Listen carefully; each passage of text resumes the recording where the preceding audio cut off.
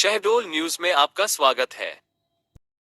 राष्ट्र संत आचार्य श्री विद्यासागर जी महाराज की जन्म जयंती शरद पूर्णिमा के शुभ अवसर पर शहडोल संभाग की जेल में पहुंचकर आचार्य श्री के परम शिष्य निरंजन सागर जी महाराज ने सभी बंदी भाइयों को प्रवचन के माध्यम से संबोधित किया। कार्यक्रम की शुरुआत आचार्य श्री की चित्रांकन के सामने दीप प्रज्वलित कर जिला सीओ जेलर एवं जेल अधीक्षक जी के माध्यम से शुरुआत हुआ। सीओ साहब जेलर जेल अधीक्षक एवं बंदी भाइयों ने गुरुवर के पैर प्रक्षालन किया।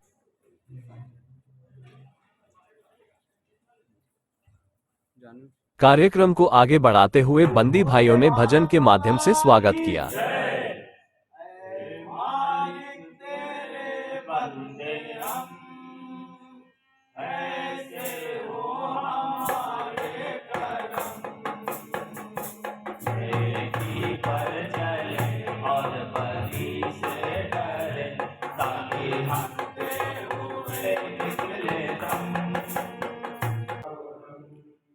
विद्यासागर विश्ववन्द्य शरणं भक्त्या सदा संस्तुवे सर्वोच्चं यमिनं विनम्य परमं सर्वार्थसिद्धिप्रदम् ज्ञान ध्यान तपोभिरक्त मुनिपं विश्वाश्रयं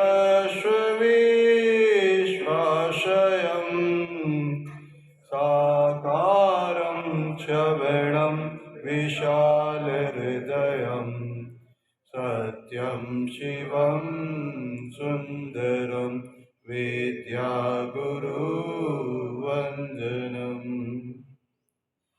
सभी लोग जयकारा लगाएंगे। बोले जय बोलिए देवादिदेव 1008 भगवान महावीर स्वामी की जय। वीतरागी प्रभु श्री रामचंद्र जी की जय। वीतरागी प्रभु श्री हनुमान जी की जय। संत शिरोमणि आचार्य भगवान श्री विद्यासागर जी महामुनिराज की जय। ज्येष्ठ श्रेष्ठ अध्यापक श्रमण श्री समय सागर जी योग सागर जी महामुनिराज की जय। दुनिया में जितने भी संत विराजमान हैं उन सभी संतों की जय। निरंजन सागर महाराज की जय। महाराज की जय। महाराज की जय। हो गई जयकार, हम बोल रहे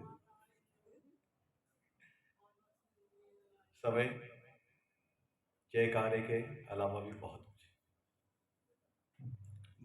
अभी जेलर साहब कह रहे थे कि पूज्य मुनिषी वंदनीय है और आप क्या है, आप वंदनीय हैं। सोचिए एक वंदनीय व्यक्ति बंदी से मिलने आया, क्यों आया बताते। कुछ पंक्तियां थी सागर में आचार्य महाराज के सानिध्य में एक बहुत अच्छा उपक्रम जेल में शुरू हुआ।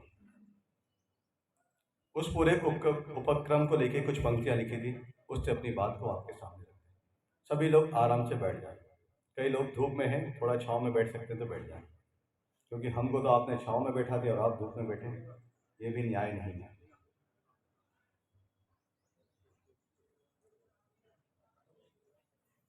जिंदगी में आवेशवश कुछ हो जाता है ऐसा काम।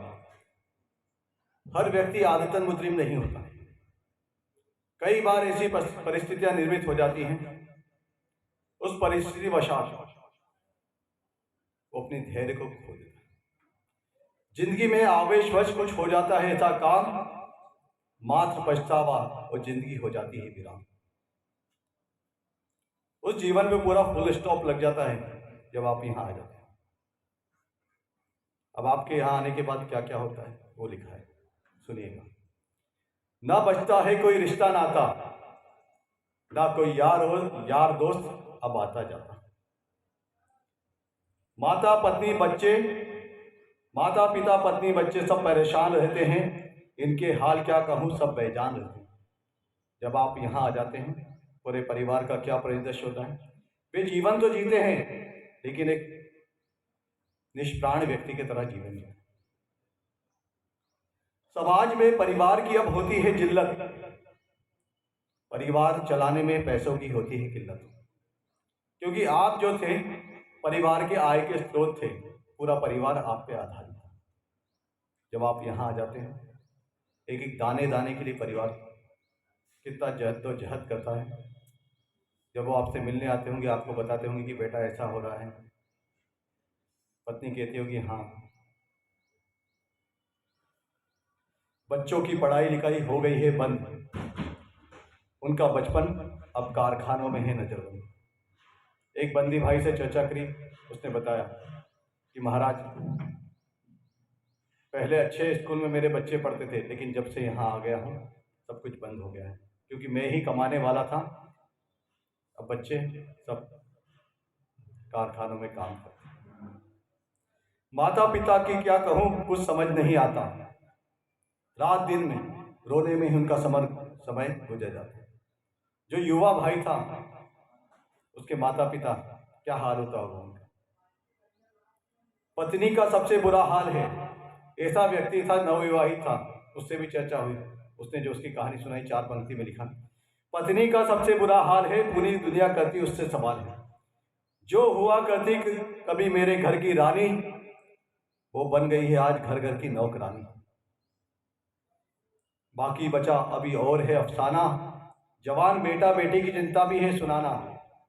एक ऐसे भाई थे जिनके घर पे वो जवान बेटा बेटी छोड़ गया। बेटी पे रहती है सबकी गंदी नजर, बेटे पर भी पड़ रहा है इनका गलत असर। मेरे कारावास जाने का मिल रहा है एक ऐसा पुरस्कार, जिल्लत भरी जिंदगी पूरा परिवार झेल रहा है तिरस्कार। मात्र आपको सजा नहीं हुई है, सजा पूरा परिवार झेल रहा है। आपको कैद नहीं हुई है, कैद पूरा परिवार। आप क्या सोचते हैं, मैं अकेला अंदर है? जब भी न्यायालय से तारीख पर आवाज लगाई जाती है, वकील की व्यवस्था के लिए घर के सामान की बोली लगाई जाती है। जब भी आता है घर पे समन, ठीक है वकील की व्यवस्था करनी, चलो इस बार ये भेज दो, इस बार ये भेज दो। वो पति जो अपनी पत्नी के लिए मंगलसूत्र लाता है, वो पत्नी उस मंगलसूत्र को भी क्या करें पति के लिए। मैं तो फिर भी कारावास में दोनों समय पेट भर लेता हूं, पर परिवार का क्या होता होगा ये सोचकर रो भी लेता हूं। मैं तो कारावास में, आपको तो दोनों टाइम मिल जाती है, बिल्कुल टाइम टू टाइम। मैं तो फिर भी कारावास में दोनों समय पेट भर लेता हूं, पर परिवार का क्या होता होगा ये सोचकर रो भी लेता हूं। सागर में एक बहन थी, उन्होंने बहुत प्रयास करके सागर में हथकरघा शुरू कर दिया, क्योंकि जो खाली दिमाग होता है वो शैतान का घर कहा जाता है। उस खाली दिमाग को कुछ ना कुछ रोजगार देना आवश्यक है। आपके भी हाथ हमने पता करा, आए थे कुछ अधिकारी यहाँ थे हमारे पास चर्चा करने के लिए। हमने पूछा जेल में बंदी भाइयों के लिए कुछ रोजगार की व्यवस्था है कि नहीं। उन्होंने बोला कैंटीन भी है यहाँ पर, जो उनको सामान चाहिए होता है वो मिल जाता है। खर्च की व्यवस्था तो है यहाँ, लेकिन कोई रोजगार की व्यवस्था यहाँ नहीं। माननीय अपर कलेक्टर साहब आपके सामने आए हैं, हम इनसे गुजारिश करेंगे, निवेदन करेंगे कि इस और भी प्रशासन की ओर से कोई कार्य किया जाए।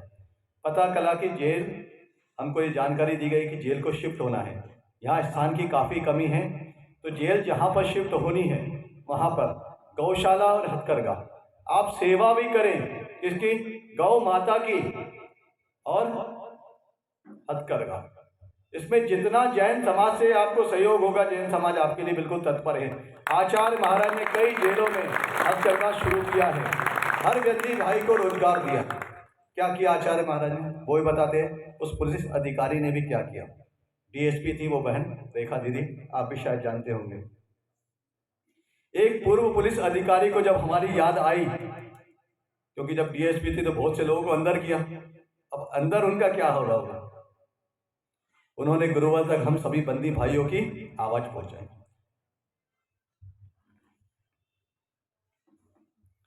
सुनकर बंदी भाइयों की पीर, सुनकर बंदी भाइयों की मार्मिक पीर, गुरुदेव के हृदय से बड़ा करुणा करेगा।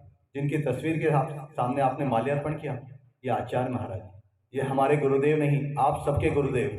इनके अंदर इतनी करुणा है, मूक प्राणी के बारे में भी सोचते हैं। जो जेल में बंद है उस भाई के बारे में सोचते हैं। जो विदेशों से हमारे ऊपर आतताइयों ने एक शिक्षा नीति दी है, भारतीय भाषा को उन्होंने विध्वस्त कर दिया, भारतीय संस्कृति को विध्वंस कर दिया, उसके विषय में भी सोचते हैं। प्रतिपल इंडिया का नाम देकर अंग्रेजों ने भारत का नाम हटा दिया, तो उस इंडिया को पुनः भारत बनाने के लिए आचार्य महाराज तत्पर है। क्योंकि भारतीय न्याय व्यवस्था एक ऐसी न्याय व्यवस्था थी जिसमें कभी भी आप लोगों के लिए बंद में नहीं डाला जाता। आपको ऐसी सुधार व्यवस्था दी जाती थी, ना कि बंद की व्यवस्था दी जाती थी। ये भारतीय न्याय था। ये जेल की व्यवस्था तो अंग्रेजों की देन है। व्यवस्था में ऐसा कहीं भी दंड आदि का प्रावधान नहीं। गुरुदेव ने कहा, ये सागल में आचार्य महर्षि के प्रवचन का अंश है। गुरुदेव ने कहा, हस्तक्षेप नहीं हस्तशिल्प हो, बंदी भाइयों को जीवन यापन का नया विकल्प हो। उनके जीवन में यापन कैसे होगा? उनके जीवन में हस्तक्षेप में नहीं करो, उनको हस्तक्षेप दो। सागर के केंद्रीय कारावास से हुआ हथकरघा प्रारंभ। सबसे पहला केंद्र सागर में खुला था। ताने बाने से हुआ बंदी भाइयों के जीवन का नया शुभारंभ। आज कई वर्ष हो गए, लगातार वो केंद्र सफलता के नए आयाम छू रहा है। सोचो आप, उसके बाद कई जेलों में, तिहाड़ आदि जेलों में भी कार्य हुए, लेकिन सागर जेल का एक अपना स्टैंडर्ड है, अपना ही नाम है। स्वाभिमान भरा जीवन बिना किसी आलंबन, स्वरोजगार पूर्ण कार्य, हर हाथ होगा स्वावलंबन। आप उसको जब यहाँ से सीख के जाएंगे तो अपने घर पे भी उसको चला सकते हैं, अपने परिवार को भी उसमें रोजगार दे सकते हैं।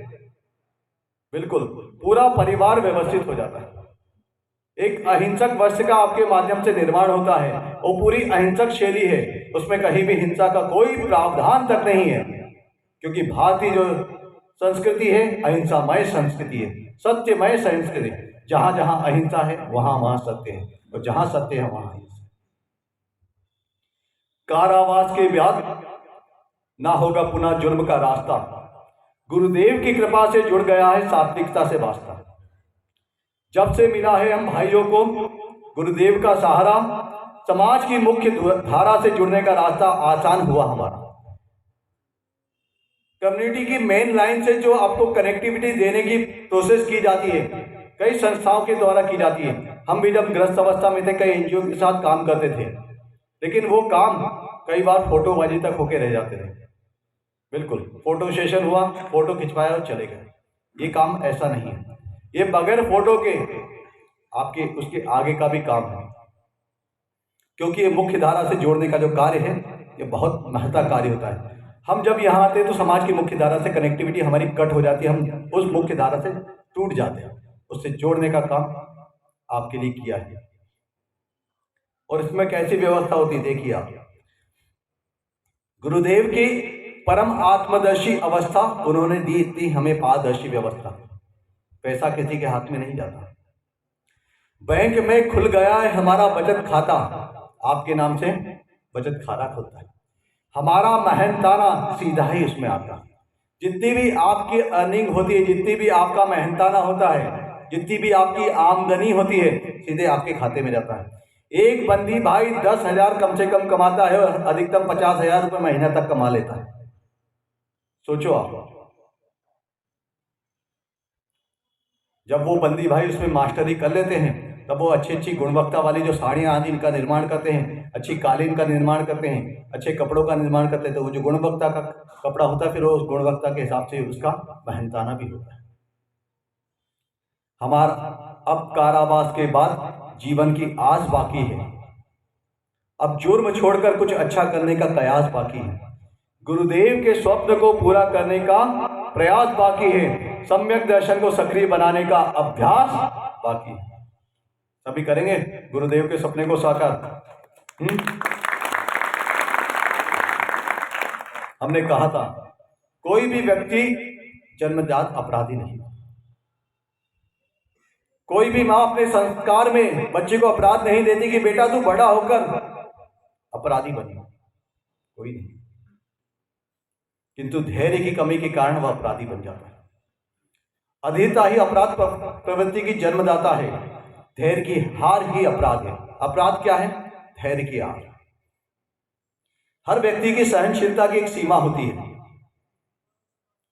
आप लोग कहते हैं ना, श्री कृष्ण जी ने भी 100 गलतियां माफ कर दी थी, लेकिन सामने वाले ने 101 कर दी तो क्या चला दिया था? सुदर्शन चक्र चला दिया। बिल्कुल। फिर हम तो इंसान है महाराज, हमारी भी एक सहनशीलता है। जब सामने वाला सीधी तरह नहीं मानता तो फिर हम गलत तरीके का प्रयोग कर लेते हैं। कहने का अर्थ यह है कि जब सहनशीलता जवाब दे जाती है तब हम अपराध का मार्ग चुन लेते हैं। जबकि ऐसी विपरीत परिस्थितियों में जो जैनाचार्य है उन्होंने कहा अपराध का नहीं, आराधना का मार्ग चुनो। क्या कहा उन्होंने? बिल्कुल, अपराध नहीं, आराधना का मार्ग चुनो। कितना भी बड़ा संकट आए भाई, तुम धैर्य मत खोना, अपनी हिम्मत मत खोना, प्रभु की भक्ति को न छोड़ना। हम पे कोई भी विपरीत संकट आता है, हम सबसे पहले अपना धैर्य खो देते हैं, क्योंकि भक्ति से शक्ति, भक्ति से क्या मिलती है? शक्ति मिलती है, और शक्ति से ही मुक्ति मिलती है। संसार से आज तक जितने भी महापुरुष मुक्ति को प्राप्त हुए हैं वह सभी भक्ति से मुक्ति को प्राप्त हुए। समस्या किसके पास नहीं है, और समस्या कहाँ नहीं है?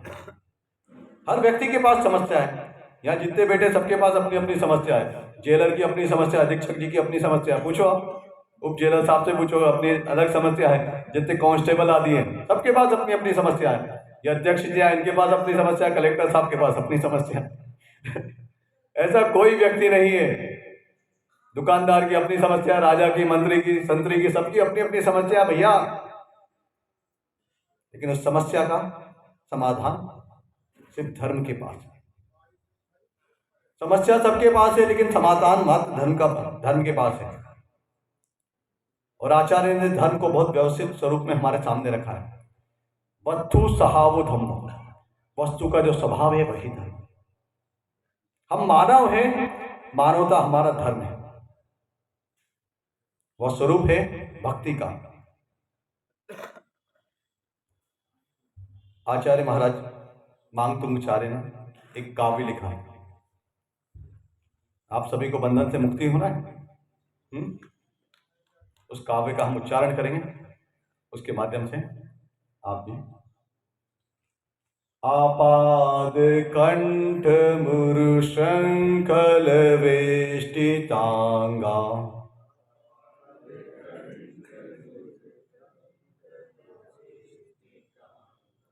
गाढ़ं विहन्नि गड कोटि निघृष्ट जंघा,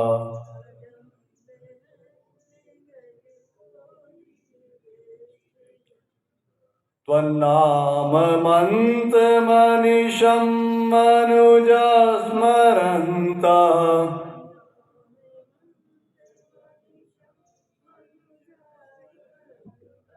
सद्या स्वयं विगत बंध भया भवन्ति।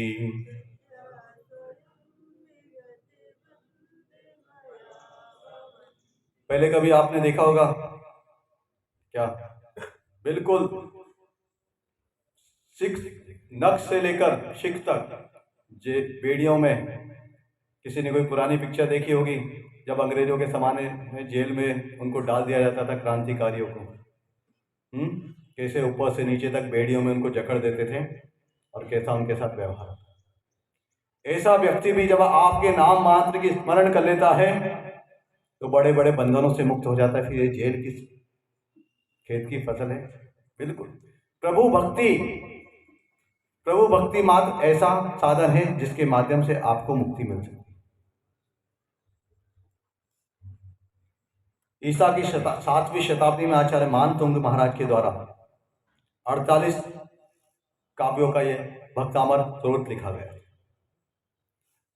48 कोठरियों में बताते हैं, कथानक है, किंवदंती है कि आचार्य मानतुंग को वहां के राजा ने किसी कारण से बंद कर दिया था और फिर उन्होंने उस काल कोठरी में प्रभु आदिनाथ की ऐसी भक्तिपूर्ण महान रचना की कि उस काल कोठरी के 48 के 48 द्वार खुल गए और आचार्य मानतुंग बंधन से भी खुल गए और कोठरी से भी बाहर।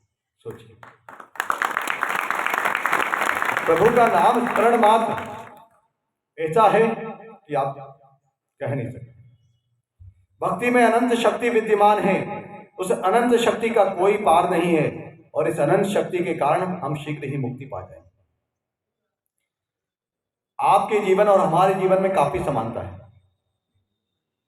आप भी सन्यासी और हम भी सन्यासी हैं, है कि नहीं? आप लोग सन्यासी हैं, बेटे एक बाबा जी भी है ना, बिल्कुल। आप भी सन्यासी और हम भी सन्यासी।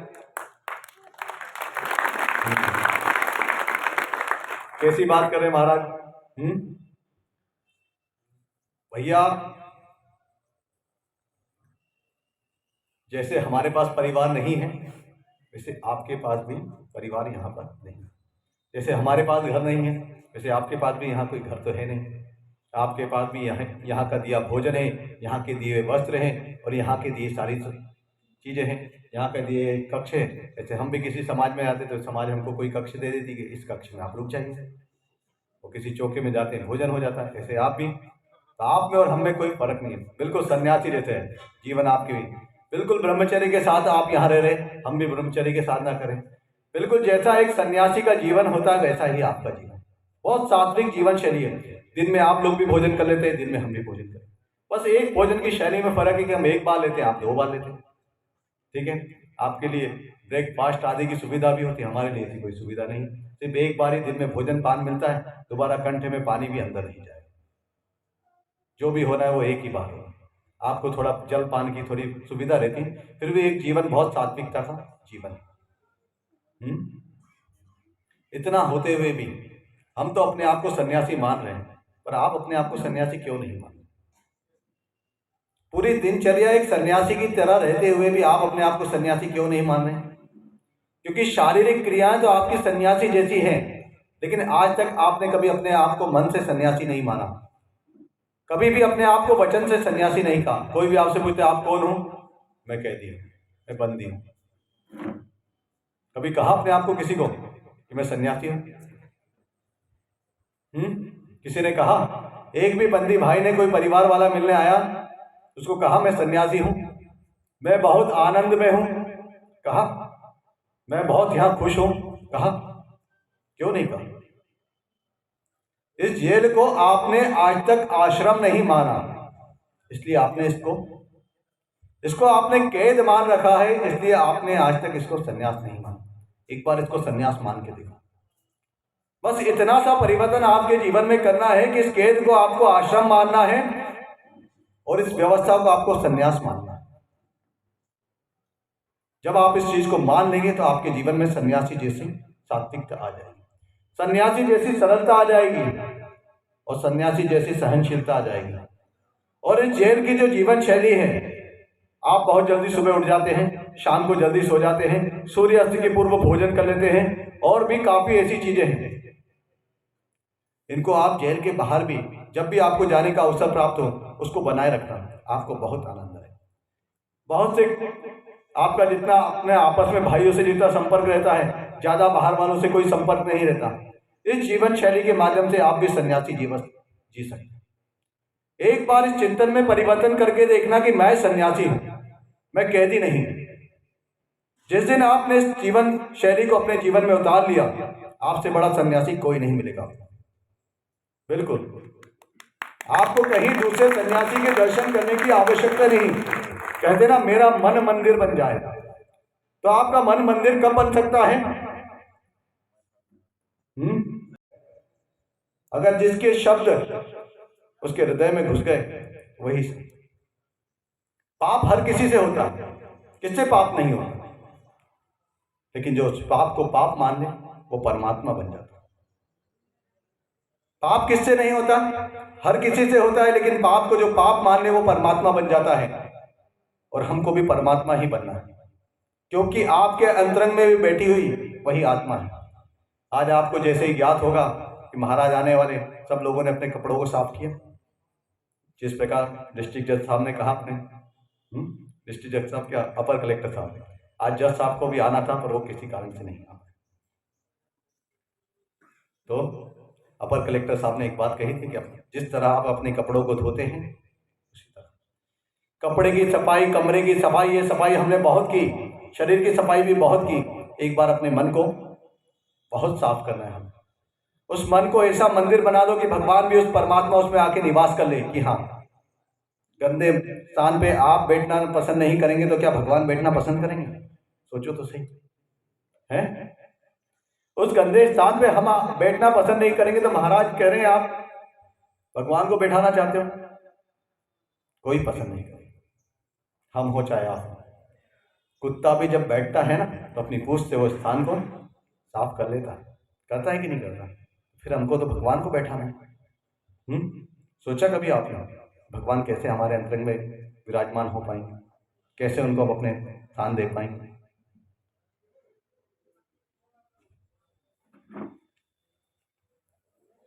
एक भजन है जो आप सभी ने सुना होगा, इसके माध्यम से इसको पूरा करते हैं। एक पंक्ति हम लेंगे, एक पंक्ति आप। इतनी शक्ति हमें दे न दाता, मन का विश्वास कमजोर होना। हमें दे न दाता, मन का विश्वास कमजोर होना।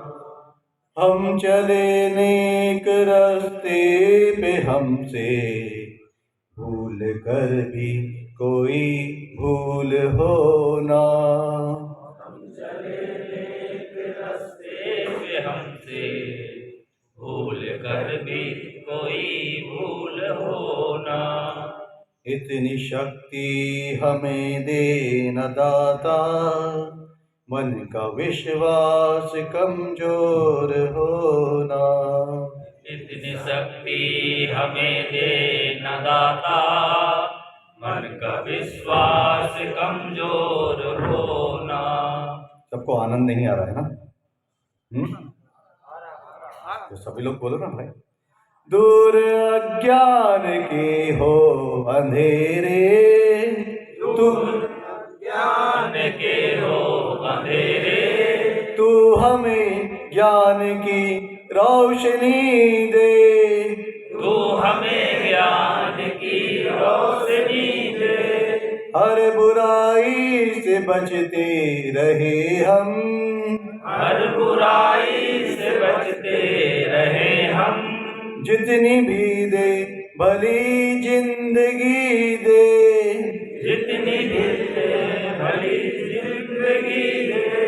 बैर होना किसी का किसी से, बैर होना किसी का किसी से। भावना मन में बदलेगी होना। भावना मन में बदले की होना। हम चले नेक रास्ते पे, हमसे हम चले नेक रास्ते पे, हमसे भूल कर भी कोई भूल होना। भूल कर भी कोई भूल होना।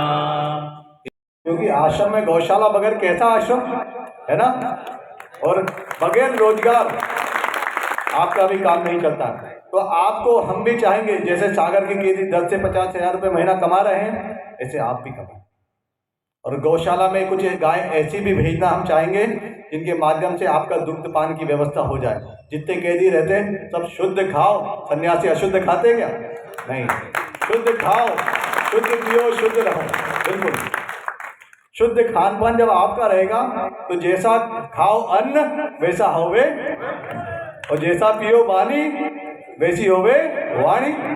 बिल्कुल एक अच्छा शुद्ध खान आपके पान आपके लिए होगा, उसकी व्यवस्था की भी हम प्रयास करेंगे। खुद अब कलेक्टर साहब राजेश जैन साहब, इनके बारे में हम क्या कहें, इतने सक्रिय व्यक्तित्व है कि ऐसा व्यक्तित्व शहडोल का सौभाग्य है कि ऐसा व्यक्तित्व आपके यहाँ पर कलेक्टर के रूप में यहाँ नियुक्त हुआ है। ऐसे अच्छे अधिकारी, और आज तक हमारा जेल अधीक्षक जी से परिचय नहीं था, रास्ते में जो भाई आ रहे थे उन्होंने थोड़ा परिचय दिया कि एक युवा भाई है, बहुत अच्छे हैं। हम भी चाहेंगे कि आप भी दोनों मिलके कोई अच्छा काम करें। बिल्कुल है ना, जितना सहयोग बन सके राजेश जी का आप सहयोग दीजिए, क्योंकि राजा धन ईश, जो राजा में प्रमुख होता है उसको बोलते राजेश, और भास्कर मतलब सूर्य है। तो राजा और सूर्य दोनों एक दूसरे के पर्यायवाची नाम होते हैं। और फिर एक और गणेश जी हैं। हमने अपनी दीक्षा के समय कहा था, गुरु हमारे बहुत महान हैं और हम उनके सामने कुछ नहीं, तो हमने तुलना करी थी। कैसे? गुरु मेरे ब्रह्मा विष्णु और महेश और मैं उनका गोबर गणेश है। हम क्या है गुरु के सामने? गुरु तो हमारे साक्षात भगवान। और तीसरे है महेश, है ना, उपजेला साहब, कमी नहीं है यार, महाईश, बिल्कुल महेश, है ना, और गणों के ईश यानी गणों के प्रमुख गणेश, और स्वयं भास्कर, और यहाँ राजेश, राजेश गणेश महेश, क्या बात है। बिल्कुल ऐसा जब सहयोग हमें मिल रहा है तो आप लोग भी जब अपनी प्रवृत्ति में सुधार लाएंगे। कोई भी व्यक्ति नहीं चाहता सामने वाले को डांटे, अब शब्दों का प्रयोग करें, कौन चाहेगा? जिस मुख से राम का नाम निकलना चाहिए उस मुख से कभी अपशब्द नहीं निकलना चाहिए। जब भी बोलो एक दूसरे को आपस में प्रभु का नाम दो, राम का नाम दो, महावीर का नाम लो, कृष्ण का नाम लो। एक दूसरे को भाई बोलो, बोलते हो भाई? नहीं, बिल्कुल आपस में एक दूसरे को सन्यासी भाई बोलो। बोलना तो शुरू करो। जब आप वचनों से एक दूसरे को सन्यासी बोलोगे तो सामने वाले के अंदर भी सन्यासीपन का अनुभव होगा। आप हमको साधु बोलोगे, हम साधु, अगर आप हमको डाकू बोलोगे तो फिर डाकू। जैसा आपका दृष्टिकोण होगा वैसे ही सामने वाला आपको दिखेगा। एक दूसरे को सन्यासी बोलना, क्या बोलना है? बिल्कुल, आज से आप क्या हैं और ये क्या है? बिल्कुल, सभी को याद हो गया। भक्ति से मुक्ति मिलती है, किससे? बिल्कुल, हमें गाय आपके पास आ जाएगी, गाय की सेवा करनी है। जितनी भी यहाँ पे आवारा कहते हैं, आवारा नहीं, वो बेसहारा है, उसको जेलों में सहारा देंगे। हमारा ये सोच है कि जेलों में हम गायों को सहारा दें, और कुछ ऐसी दुधारू गाय, उनका तो भरण पोषण आप लोग करा देंगे। कुछ दुधारू गाय जिसके माध्यम से आपको शुद्ध दूध की व्यवस्था हो पाए। गाय थोड़ी महंगी आती है, हम बात करेंगे कि कुछ उसका प्रबंध प्रशासन करें, कुछ जैन समाज करें, ताकि शुद्ध दूध की व्यवस्था प्रतिदिन आपको सुबह और शाम, क्योंकि जब श्री कृष्ण का जन्म हुआ तो श्री कृष्ण के राज्य में क्या बहना चाहिए? दूध की नदियाँ हैं।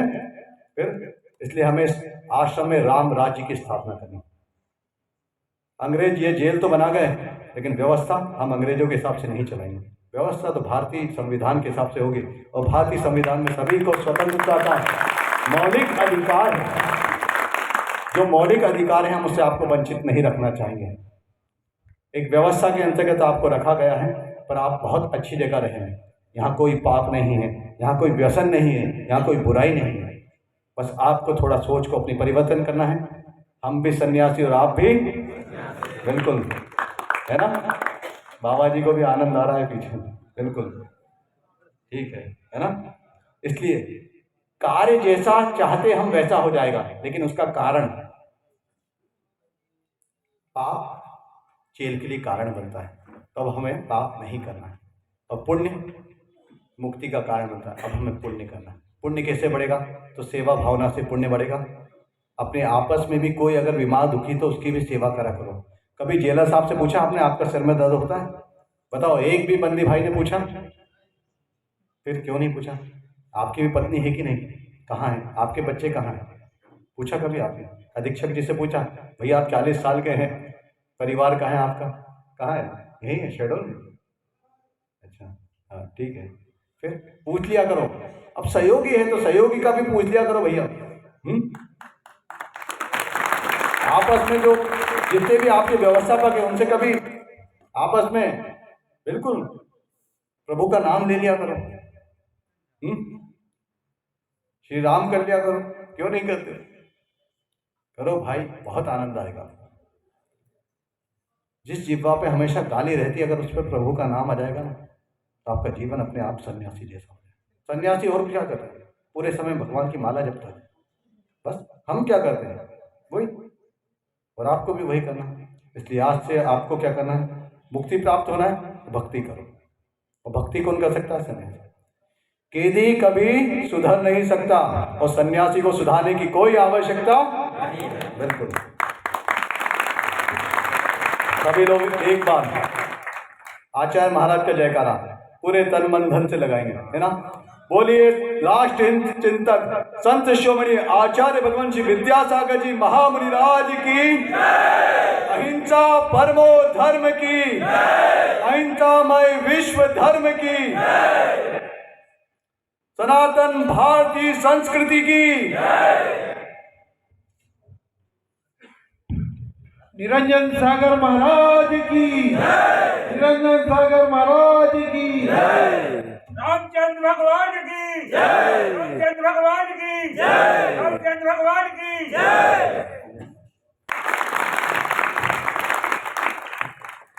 आदरणीय श्री 108 श्री निरंजन सागर जी महाराज मंच पर विराजमान, अपर कलेक्टर महोदय, अधीक्षक महोदय, जैन समाज के अध्यक्ष श्री नेमचंद जी एवं जो भी हमारे आगंतुक भाई लोग बाहर से पधारे हैं, हमारे जेल स्टाफ और आश्रम में रहने वाले आश्रम वासियों की ओर से मैं आपका हृदय से आभार व्यक्त करता हूं।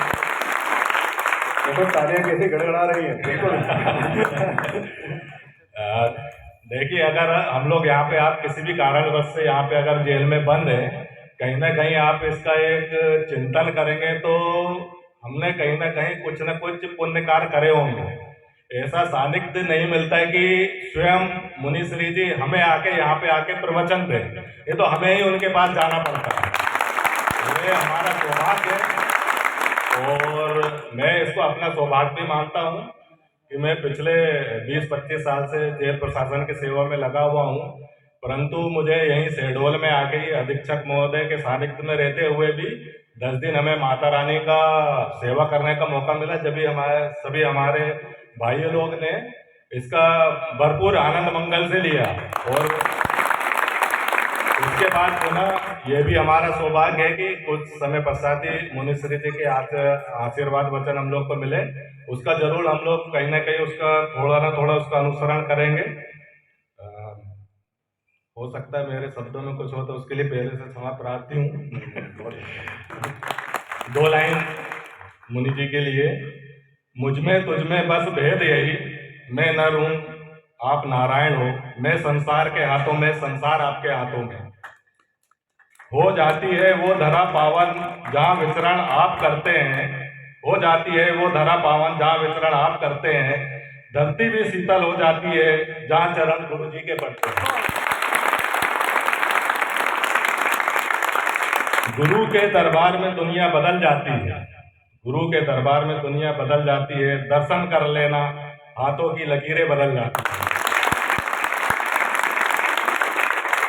चित्रण क्या करूं उनका, चित्रण क्या करूं उनका जिनका जीवन खुद एक विश्लेषण है, चित्रण क्या करूं उनका जिनका जीवन खुद एक विश्लेषण है। लाखों की भीड़ में बने आज वे पथ प्रदर्शक हैं। संयम रूपी आभूषण से, संयम रूपी आभूषण से जिसने अपनी आत्मा को संजोया है, संयम रूपी आभूषण से जिसने अपनी आत्मा को संजोया है, वीर पथ पर चलने वाले वो हमारे गुरुवर है, वे हमारे गुरुवर।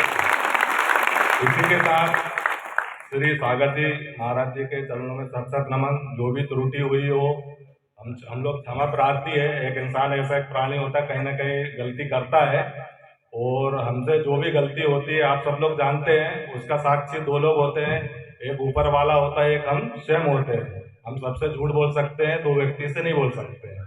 इसलिए अपनी अपनी गलती सबको पता रहती है, उसका अनुसरण करिए और जल्द से जल्द आप लोग, हम सबकी आशा रहती है कि आप लोग यहाँ से छूट के अपने अपने परिजनों के साथ मिले और प्रयास ये करें कि आने वाले समय में दोबारा आपको यहाँ पे आने का मौका न मिलेगा, क्योंकि आपके पीछे आपके परिजन बाल बच्चे सब लोग इंतजार कर रहे हैं।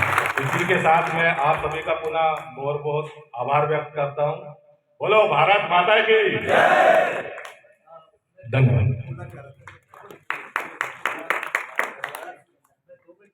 हाँ बिल्कुल।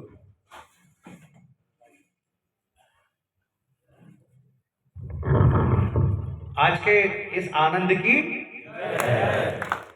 महामुनि राज की देखिए, सभी सन्यासियों की और इस आश्रम की व्यवस्था जो है, आज हमने बहुत सारी चीजें सुनी हैं, हमें भी बहुत सारी नई चीजें सीखने मिली। पहली बार हम ये नए शब्दों से परिचित हुए कि सन्यासी आश्रम, जीवन में नए परिवर्तन का सूत्रपात, है ना आपके दिमाग में आई ना ये बात? इसके पहले शायद अपने मेरे दिमाग में भी ये बात नहीं कही होगी कि हम जेल को आश्रम कह सकते हैं, हम सन्यासी हो सकते हैं। दो चीजें जरूर हम आज जो मैं भी यहाँ पर आके जो है कई चीजें जो है नहीं सीख रहा हूँ। मतलब मैं बहुत सारी चीजें जब सीखता हूँ तो मैं अपने आप को रोक नहीं सका यहाँ आने पे। मेरा ये सोचना है कि जो है जब जीवन में परिवर्तन आता है तो एक क्षण ऐसा आता है जीवन में जब परिवर्तन हो जाता है। तो जैसे आप सन्यासी हो गए आज, तो सन्यासी का जीवन अपने आप में एक बहुत बड़ा जो है, जैसे मुनिश्री को आप देख रहे हैं कि उनके शरीर पर एक धागा नहीं है, उनके जीवन में कोई किसी प्रकार का लोभ नहीं है, मोह नहीं है, और किसी प्रकार का किसी से जो है द्वेष, किसी से मित्रता, किसी से द्वेष, कुछ भी नहीं है। संसार से वो परे है। ये जो है क्षण आपके जीवन में आ चुका है। आप लोग को मैं कुछ इसलिए यहाँ पर आया हूँ कि मैं बताना चाहता हूँ कि जेल या जो है ये आश्रम है, जैसा मुनिश्री ने बोला था कि शहडोल भारत का सबसे ये जो परिसर है उत्कृष्ट परिसर बने। तो ये एक नई अवधारणा जो है मेरे दिमाग में आई है कि हम सब आपसे सन्यासी जीवन जिएंगे। और ये जो चीज है इस पे मैं एक लिटरेचर तैयार करूंगा कि हम आने वाले जो विदेशी हैं, विदेशों में जो जेल है, आपको पता नहीं है शायद कि दिल्ली में जो तिहाड़ जेल है वहां पे जो एक महामुनि राज का तस्वीर आपके सामने है, आचार्य विद्यासागर जी महामुनि राज की, और ये तस्वीर अब जेल में स्थायी हो जाएगी। जो है ये तस्वीर यहाँ पे जेल में रहेगी। आप लोग सुबह शाम 24 घंटे दर्शन करेंगे। और आचार्य भगवान जो है, आचार्य भगवान यहाँ पे हमारे जो गुरु है वो अभी छत्तीसगढ़ में विराजमान है, डोंगरगढ़ में। जब भी शहडोल निकलेंगे, शहडोल से भगवान का विराजमान यहाँ से जो है गमन होगा, मैं गुरुदेव के चरणों में विनय करूंगा कि वो आपके समक्ष जो है कुछ शुभ वचन, आशीष वचन देने जरूर आए। जीवन में परिवर्तन के लिए बहुत बड़े क्षणों की जरूरत नहीं है, बहुत छोटे छोटे क्षण भी जो है आपको जो है बहुत बड़े परिवर्तन के लिए कर देते हैं। अभी मुनिश्री ने एक बात आपसे बोली है कि हम सब एक दूसरे को भाई बोले। इसके साथ मैं आप सबसे एक विनय और करूंगा, आप लोग जो है जब सवेरे शाम जब बात करें, सवेरे उठते ही से सबसे पहले उत्तम क्षमा बोले। सवेरे जैसे आपने बोला भगवान का नाम राम, कृष्ण, जो भी गौतम, जिसको जो मानता है, जो आपका इष्ट है, उसके साथ उत्तम क्षमा बोलते हैं कि मन वचन कर्म से मैं आपसे क्षमा मांगता हूं। क्या बोले हैं? क्या बोले हैं? क्या बोले हैं? आवाज ही नहीं आ रही, पीछे से आवाज नहीं आ रही है। उत्तम क्षमा, दोनों हाथ जोड़ के कि मैं अपने किए गए सभी गलतियों के लिए आप सबसे क्षमा चाहता हूं और आप सबको क्षमा करता हूं। जब आप ये बोलेंगे तो जीवन में सवेरे से बोलेंगे तो एक जीवन में नए जो गलतियां हुई हैं उनके लिए क्षमा मांगता हूं, और अब जो आने वाली आपने गलती की है उनके लिए आपको क्षमा करता हूं। तो जब आप ये कहेंगे तो ये आश्रम जो है विश्व का सबसे अच्छी जगह होगी, और हो सकता है कि कुछ फॉरेनर यहाँ पर आपके जो है जीवन कर्तव्य को देखने के लिए आए। दिल्ली की तिहाड़ जेल में जो कैदी भाई हथकरघा चला रहे हैं, उन्होंने आचार्य गुरुवर को एक पत्र लिखा। उस पत्र में ये विनती की उनसे कि हमें आपके दर्शन करना है। मतलब ये जो क्षण है आपके जीवन में, ये हो सकता है आपके जीवन का सबसे बहुमूल्य क्षण हो। हमारे आश्रम के अधिष्ठाता भास्कर जी जो है आपके साथ रोज रहते हैं। हो सकता है आपको ये बताने वाला कोई ना हो, लेकिन आपसे जो है नए जीवन का हम सूत्रपात करेंगे। हम सभी लोग एक हाथ ऊपर उठा के संकल्प लेंगे, सिर्फ एक हाथ, कि हम सभी एक दूसरे को उत्तम क्षमा बोलेंगे, है ना, एक दूसरे को उत्तम क्षमा बोलेंगे। आप जो है जब अधीक्षक साहब से मिलेंगे तो राम राम के साथ क्या बोलेंगे? उत्तम क्षमा बोलेंगे। जब आप अपने एक दूसरे कैदी भाई को मिलेंगे तो क्या बोलेंगे?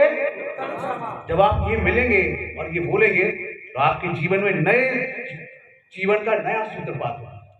और मैं आपको विश्वास दिलाता हूं कि मुझे लगता है कि यदि हम ये 6 महीने कर लेंगे तो हम विदेशियों को यहाँ लाने में सक्षम होंगे। और ये जेल, ये जो आश्रम है, विश्व का सबसे बेहतरीन आश्रम होगा, जहाँ पे अपने कर्मों से मुक्ति नहीं मिलती अकेले, हम अपने नए जीवन का सूत्रपात भी करते हैं। तो हम आज जो है अभिभूत हुए हैं मुनिश्री के वचनों से। केवल आप ही नहीं हुए हैं, क्योंकि जीवन में परिवर्तन केवल आपके नहीं आया, हम भी जो है जाने अनजाने में जो है रोज गलतियां करते हैं, पाप करते हैं। तो मैं यहाँ मुनिश्री के समक्ष अब सभी इस गलतियों के लिए मैं क्या मांगता हूँ, भगवान मुझे क्षमा कर दीजिए, मैं उत्तम क्षमा चाहता हूँ। आप सभी ये बोलेंगे कि हे मुनिराज, मैं अपने समस्त गलतियों के लिए, अपने समस्त अपराधों के लिए आपसे उत्तम क्षमा चाहता हूँ। और यही जो है, जो फोटो, ये तस्वीर जो है साक्षात गुरुवर आपके पूजा स्थल पे, आपके जो है यहाँ पर आप सवेरे शाम दर्शन कर सकेंगे। वही आप गुरुदेव से विनती करें, वही अपने जो है राम से करें, कृष्ण से करें, सब एक है, सारी माया एक है। और आप देखेंगे जीवन में परिवर्तन कितना सुखद आता है। और आप लोग के जो गुरुदेव के शब्द हुए हैं कि यहाँ पे गौशाला होना चाहिए, क्योंकि भास्कर ने बताया कि आपके आश्रम के अधिष्ठाता साहब ने बताया कि यहाँ पर परिसर में जगह नहीं है। हम लोग विचार कर लेते हैं कि क्या क्या हो सकता है और क्या हम नया कर सकते हैं। आपके बने हुए उत्पादों को हम बाजार में बिकवाएंगे, इससे आपके परिवार को जीविका का साधन मिलेगा और नए जीवन का सूत्रपात होगा। नई नई चीजें हम करेंगे और हम वो चीज करेंगे जो हमने भी नहीं सोची थी पहले। तो ये जो मुनिश्री के श्रीमुख से जो आज उद्गार निकले हैं, उससे ना केवल आपके जीवन में नया परिवर्तन आया है, बल्कि मुझे भी नया दिशा मिली है। हम सभी, मैं मुनिराज जी को जो है वचन देता हूं कि हम जो है इस जेल को आश्रम में बदल के ही रहेंगे। तो दोनों हाथ उठाइए और कहिए, हम सन्यासी हैं। गुरुदेव, हम सन्यासी हैं, हम उत्तम क्षमा चाहते हैं। जय जिनेन्द्र, धन्यवाद।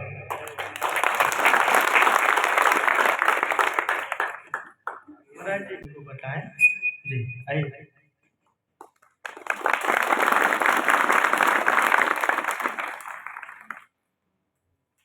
पूज्य मुनि श्री श्री निरंजन सागर जी महाराज के चरणों में सभी बंदियों की तरफ से सबसे पहले सादर नमस्कार।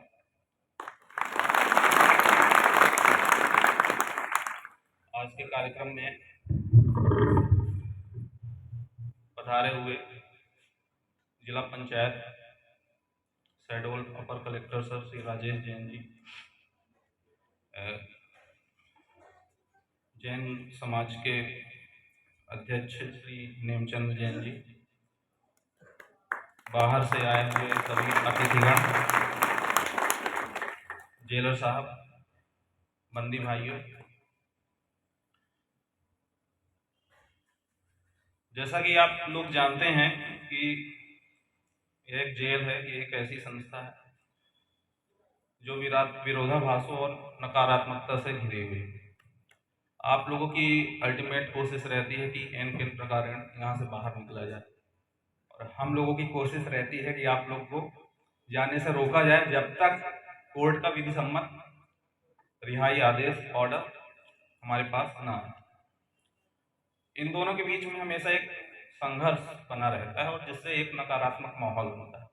जेल एक ऐसी संस्था है जो प्राय निगेटिविटी से ही घिरी रहती है। ऐसे नकारात्मक माहौल में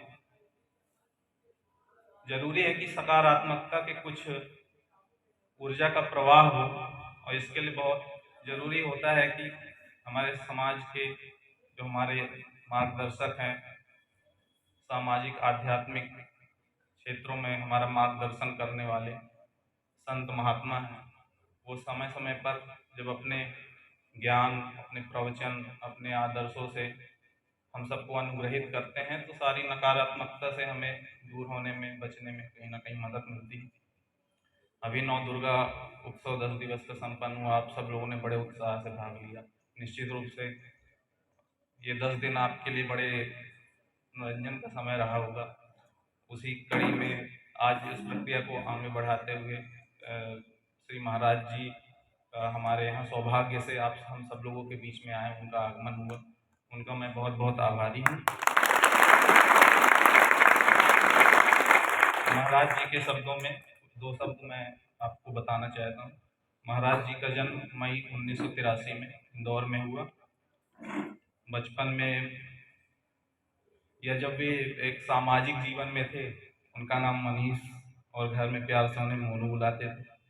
वर्ष 2019 में सिर्फ 36 वर्ष की अवस्था में उन्होंने संन्यास लिया, ब्रह्मचर्य का संन्यास उन्होंने लिया। और ये हमारे भारतीय समाज संस्कृति की विशेषता है कि इतनी अल्पायु में और आध्यात्मिकता का जो एक एक पुट है वो हमारे ही समाज में, हमारी संस्कृति में दिखाई देता है। इसलिए इतने अल्पायु के जो व्यक्ति होते हैं, और कभी कभी स्वयं व्यक्ति का भी बड़ा आश्चर्य होता है कि कोई कैसे इतनी अल्पायु में संन्यास जैसा कठोर व्रत लेता है। और जैन समाज के जो हमें दिगंबर महाराज हैं, वो जिस तरीके से कठिन साधना में वो रहते हैं, वो तो अकल्पनीय है, हम लोगों के सोच से भी परे है। तो महाराज जी ने M.Com और MBA की भी पढ़ाई की, कंपनी में भी उन्होंने कुछ समय तक अपनी सेवाएं दी, पर सांसारिकता का जो मोह है उसकी भी अपनी एक सीमाएं हैं, और जो बड़े लोग हैं उस बात को जल्दी समझ जाते हैं। तो उन्होंने सांसारिक मोह को छोड़कर अध्यात्म के रास्ते में वे इतने अल्पायु में आगे बढ़े, और उसके बाद से वे लगातार अपने प्रवचनों, अपने उपदेशों और अपने जीवन के द्वारा लोगों को मार्गदर्शन दे रहे हैं, उन्हें सही राह दिखा रहे हैं। हम सब लोगों के लिए बहुत सौभाग्य की बात है कि वे आज हमारे बीच उपस्थित हैं, और मैं सभी बंदियों की ओर से एक बार उनका पुनः उनके चरणों में सादर नमन करता हूँ। और बंदियों से मैं उम्मीद रखता हूँ कि वे उनके प्रवचनों को अच्छे से सुनेंगे, अपने मन, वचन, अपने कर्मों में, अपने चित्त में, अपने व्यवहार में उसको धारण करने की कोशिश करेंगे, और जब भी यहाँ से बाहर जाएंगे वे अपने जीवन को सकारात्मक दिशा में आगे बढ़ाने में अपना प्रयास करेंगे। धन्यवाद।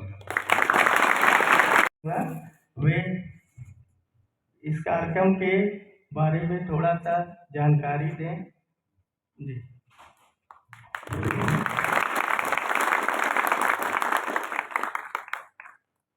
विश्व में जब भी पापाचार बढ़ता है और जो है कहते हैं ईश्वरीय शक्तियां जो है ऊपर से प्रकट होती हैं, तब ऐसी स्थिति जो है हमारे जीवन में रोज निर्मित होती है, और हम जो है एक ऐसे संसार के चक्र में फंस जाते हैं जिसमें हम जाने अनजाने में पाप, गुनाह जिसको कहते हैं, जो कानून के अनुसार जो है प्रतिबंधित है काम करना, वो हम कर बैठते हैं। और हम जो है संसारी रूप में जो है ये काम करते हैं, लेकिन कहते हैं, गांधी जी ने भी कहा है कि पाप से बुराई करना है, पापी से नहीं। मतलब जिसने गलती की है उसकी गलती क्षमा की जा सकती है। और आज जो है हम सबके ये जो है एक बहुत ही स्वर्णिम अवसर है कि हम जो जीवन के उन क्षणों से निकल कर आए हैं जिनमें हमने जो है यदि अपना जो है एक ऐसा बहुमूल्य समय जो हम परिवार को दे सकते थे, हम समाज को दे सकते थे, हम अपने व्यक्तित्व कृतित्व के निर्माण में दे सकते थे, वहाँ नहीं दे पाए। तो ऐसी स्थिति में कोई दिक्कत नहीं है, हम जब जागे तभी से सवेरा। और आज हम सभी के लिए आत्मा की विशुद्धि के लिए आज जैन संत श्री 108 निरंजन सागर जी महामुनिराज जी पधारे हैं। मैं आप सभी से विनम्र अनुरोध करूंगा, बिल्कुल दिमाग से शून्य होकर, कि हम से जो गलतियां हुई हैं हम उनको कैसे ठीक करें, हम अपने गलतियों को कैसे सुधारें, एक नए जीवन की कैसे शुरुआत करें। आज जो है ये प्रण लेके जाएं, अपने आप को, अपने परिवार, अपने लिए और अपने समाज के लिए, इस देश के लिए कैसे हम अपने व्यक्तित्व का निर्माण कर सकते हैं, ये एक बहुत जरूरी लम्हा है और बहुत जरूरी क्षण है। जैसे हम कपड़े धोते हैं साबुन से, वैसे आज मुनिश्री की जो वाणी होगी आपके जीवन में पुराने जो गलतियां हुई हैं, अपराध हुए हैं, हमसे गलतियां हुई, मेरे से भी गलती हुई है, उन सबको साबुन जैसा धोएंगी। मैं आप सभी से यही चीज का अनुरोध करूंगा कि एक एक शब्द को सुनिए और अपने जीवन में जो है नए परिवर्तन की शुरुआत कीजिए। इन्हीं शब्दों के साथ मुनिश्री के चरणों में अनंतवार नमोस्तुते करती हूं।